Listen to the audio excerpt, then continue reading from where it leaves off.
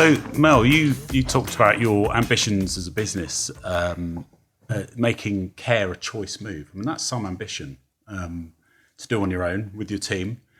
When did you first kind of identify the need for external support in an advisory capacity?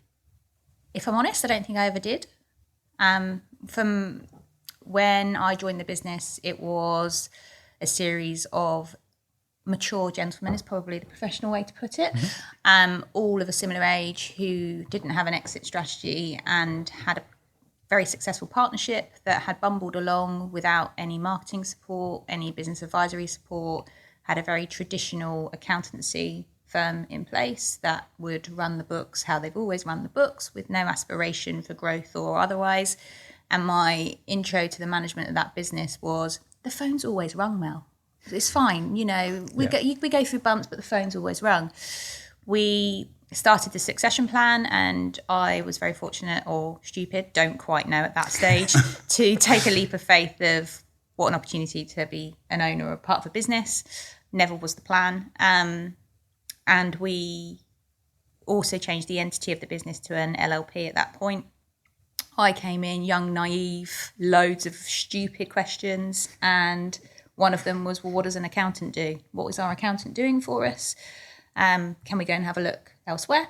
And one of the people that we came to look at was Wilson Partners. And a very, very young, handsome Duncan came through the door with at the time, Ross came with you, didn't he? Yeah. And Ross came in and was very professional, very well-mannered and positioned to ask me all those questions that I knew I needed to ask myself, but didn't want to because I didn't know the answers.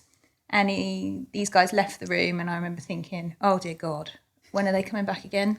I don't want to see them because I can't answer his questions and he makes me feel about this big.